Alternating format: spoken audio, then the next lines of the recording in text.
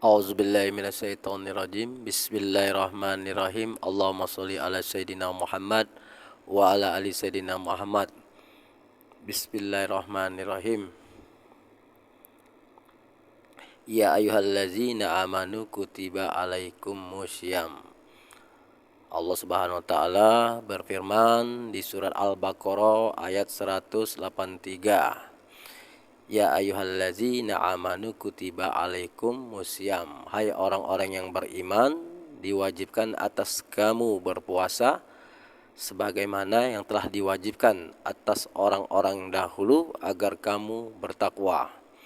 Dan hadis Nabi yang mengatakan, barang siapa yang berpuasa di bulan Ramadan dengan iman, akan diampuni dosa-dosanya yang telah lalu. Hadis Bukhari Muslim nomor 83. Jadi itulah perintah Allah Subhanahu wa taala, berpuasalah kamu hai orang-orang yang beriman agar kamu bertakwa. Bertakwa di sini artinya ialah mengerjakan perintah Allah dan menjauhkan larangan Allah. Itulah takwa. Semua perintah-perintah Allah Subhanahu wa taala, insya Allah dengan fadilah puasa tadi kita akan terlaksana menjauhi larangannya dan mengerjakan perintahnya. Itulah fadilah puasa. Dengan puasa artinya kita menahan hawa nafsu, bukan menghilangkan hawa nafsu, karena hawa nafsu tidak bisa dihilangkan, karena hawa nafsu ialah bagian daripada ruh. Jadi ruh,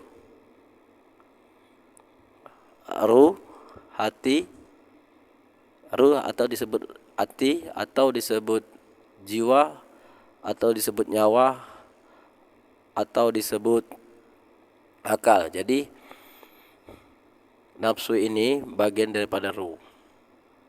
Jadi nafsu tidak bisa dihilangkan, tapi kita meredam hawa nafsu amarah.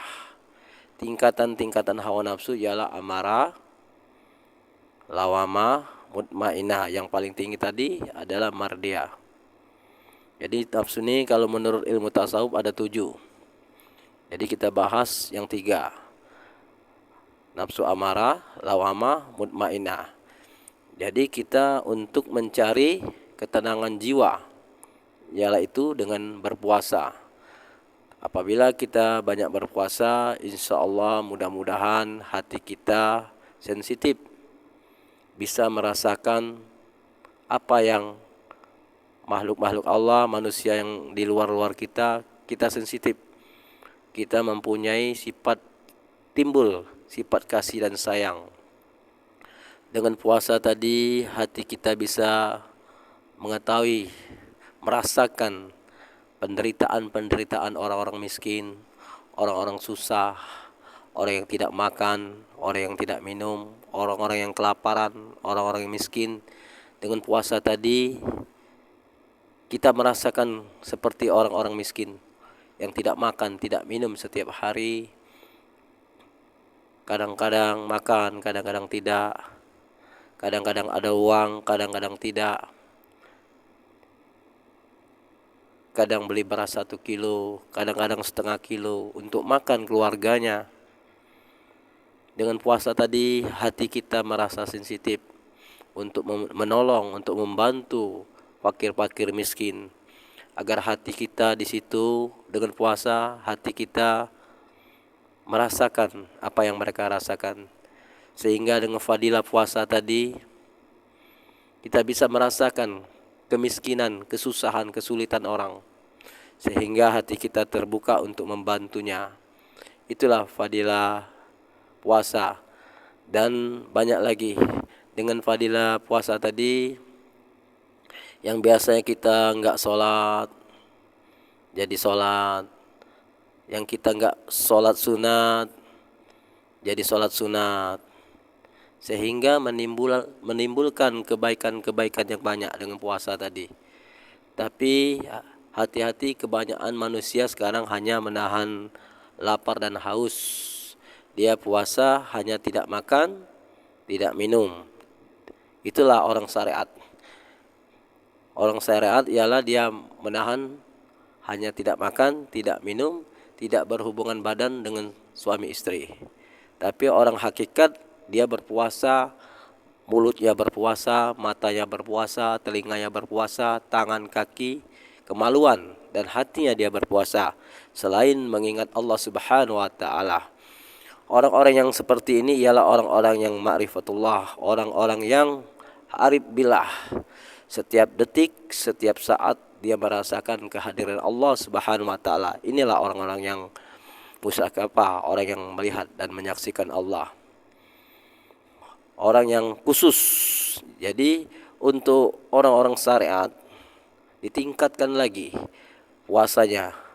Jangan hanya menahan makan, minum dan berhubungan suami istri, tapi tingkatkanlah mata kita untuk berpuasa, untuk tidak melihat maksiat, telinga kita tidak mendengar maksiat, perkataan kita tidak mengatakan, mengunjing, mengibah, memfitnah, menuduh saat kita berpuasa. Tangan kita berpuasa, jangan memukul saat kita berpuasa, jangan ngomong kasar. Tangan kita memberi setiap saat kepada fakir-fakir miskin. Kemaluan kita berpuasa, kaki kita berpuasa. Jangan sampai kaki kita melangkah ke tempat-tempat maksiat. Itulah hakikat daripada puasa. Jadi puasa itu lahir dan batin. Lahirnya kita tidak makan, tidak minum, tidak berhubungan suami istri, tapi batinnya berpuasa, tidak tidak mengibah, tidak menuduh, tidak memfitnah, tidak menyakitkan orang, dan hatinya bersih daripada sifat-sifat sombong, dengki, iri, ujub, takabur, riya. Nah, itu penyakit-penyakit batin. Untuk orang yang tingkatan sudah ma'rifatullah, hatinya selalu dibersihkan dengan sifat-sifat sombong tadi, dijauhkannya sifat-sifat sombong, dengki, iri, ujub, buruk sangka kepada Allah, buruk sangka kepada diri sendiri. Nah, itulah hakikatnya puasa orang yang ma'rifatullah. Maka dari itu kita tingkatkan puasa kita. Dari tahun kemarin mungkin kita hanya puasa syariat, tapi untuk tahun ini kita belajar puasa hakikat. Puasa hakikat ialah tadi yang saya sebutkan, puasa mata, telinga, perkataan, tangan, kaki, kemaluan dan hati. Semuanya dipuasakan. Mata jangan melihat yang batil, telinga jangan mendengar yang batil, mulut berkata yang baik dan berzikir, mengingat Allah banyak-banyak agar hatimu tenang. Tangan puasa dengan memberi, kemaluan berpuasa dengan tidak melihat syahwat nafsu di luar kita. Kaki kita berjalan untuk ke masjid, untuk ke mushola, untuk ke surau, untuk melangkah kebaikan-kebaikan. Itulah puasa hakikat. Kalau puasa hakikat ialah dia setiap detik bersama Allah, berserta Allah. Tidak pernah hatinya berpaling dari Allah. Wa huwa ma'akum aina ma kuntum wa ma ta'maluna basyir. Allah berserta kamu di mana kamu berada. Jadi yang dekat itu bukannya kita mendekatkan diri dengan Allah. Kalau untuk orang syariat, kita mendekatkan diri dengan Allah agar bertakwa. Tapi orang hakikat, dia memandang Allah yang dekat sama kita, bukan kita yang dekat dengan Allah, tapi Allah setiap detik berserta kita. Apanya yang berserta kita ialah qodrat, iradat, ilmu, hayat, sama, basor, kalam. Sifat 7, sifat ma'ani. Qodrat artinya kuasa, kita bisa bergerak dengan kekuasaan Allah. Iradat artinya berkehendak. Kehendak ialah dengan kehendak Allah. Ilmu artinya mengetahui. Ilmu artinya mengetahui ialah ilmu Allah yang ada di kita ini. Basar artinya Allah Maha melihat, kita buta. Kita tidak melihat, yang melihat hanya Allah. Sami artinya mendengar, Allah Maha mendengar, kita peka. Kalam artinya Allah berkata-kata, kita bisu. Hayat artinya hidup, Allah hidup. Hidupnya Allah Subhanahu wa taala, tubuh ini hanya jasad casing yang kosong, yang tidak ada apa-apanya, yang tidak bisa melihat, mendengar, berkata-kata, tidak berilmu. Inilah jasad kita, casing. Isinya ialah ruh. Jasad bergerak, jasad tidak bisa bergerak tanpa ruh. Ruh tidak bisa hidup tanpa Allah Subhanahu wa taala. Maka dari itu sifat kodrat, iradat, ilmu, hayat, sama, basar, kalam itu sudah ada di diri kita. Sifat 7, sifat ma'ani. Jadi yang dekat kepada kita itu Allah Subhanahu wa taala, bukan kita yang mendekat dengan Allah, tapi Allah yang setiap detik dekat kepada kita. Itulah ilmu tauhid, itulah ilmu ma'rifatullah. Ilmu yang tinggi menurut orang yang awam katanya tinggi, padahal ilmu ma'rifatullah tidak tinggi. Tapi kita tidak mau belajar ma'rifatullah untuk mengenal Allah tadi. Maka dari itu carilah guru-guru, mursyid yang bisa membimbing kita untuk mengenal kepada Allah Subhanahu wa taala. Carilah guru-guru mursyid tasyawuf, guru-guru tarekat untuk membimbing kita untuk mengenal Allah Subhanahu wa taala. Carilah mursyid yang ada silsilah.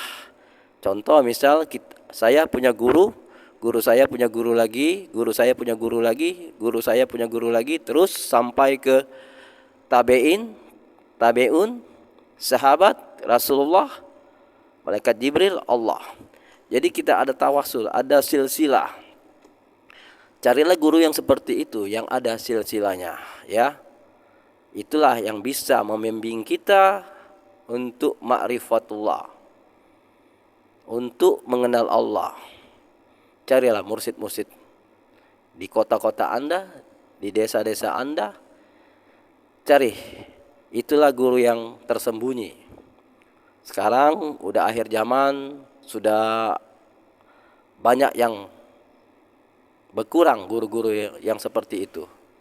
Tidak banyak lagi sudah di dunia ini. Tapi carilah, pasti ada insya Allah. Di mana dia tinggal di provinsi, pasti ada mursyid-mursyid seperti itu. Untuk belajar sama mereka, berbaiatlah kepada mereka. Karena pada hakikatnya kita berbaiat dengan mursyid, berarti kita berbaiat dengan Allah Subhanahu wa taala. Karena yang dijalankan oleh mursyid